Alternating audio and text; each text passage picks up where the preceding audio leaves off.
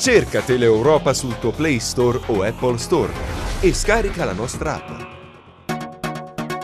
Sulle cause del rogo, che ricorda tanto una tragedia avvenuta nel 2013, sempre a Cosenza, è stata aperta un'inchiesta da parte della Procura della Repubblica. Le fiamme hanno distrutto anche dei beni culturali di grande valore. Il mecenate Roberto Bilotti denuncia: è una tragedia annunciata, e intanto il sindaco Occhiuto pensa ai residenti della zona. Sentiamo.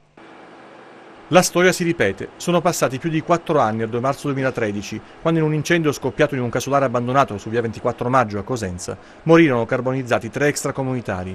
Ieri è toccato ad altre 3 persone, intrappolate nell'inferno di Corso Telesio. Le lingue di fuoco che fuoriuscivano dalle finestre e dai balconi sono le immagini più forti che resteranno nella mente di chi ha vissuto il tragico pomeriggio. Gli sforzi immani dei vigili del fuoco, impegnati per ore in una battaglia impari, non sono riusciti a evitare l'esito drammatico.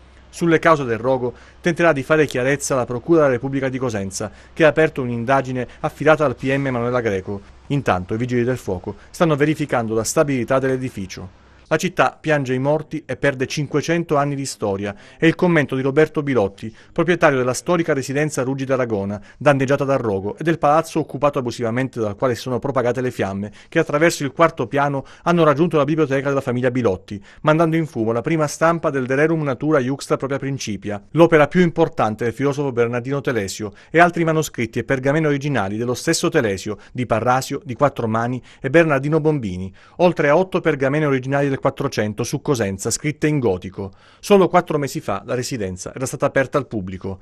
Da 8 anni, ha spiegato Bilotti, denuncio tutto. Ho chiesto la tutela del mio patrimonio, di cui mi sentivo custode, perché era il patrimonio dei cosentini, ma anche di queste 3 persone che meritavano di essere protette e aiutate.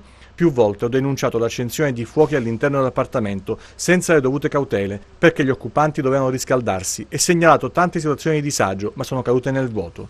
Il sindaco Mario Occhiuto ha espresso dispiacere per i danni subiti dal patrimonio culturale, ma ha rivolto il suo pensiero in particolare alle vittime e residenti della zona. 7 persone sono state portate in albergo perché c'è il rischio che crollino i solai in legno. Sarà necessaria una verifica sull'agibilità dei palazzi adiacenti e la messa in sicurezza degli edifici.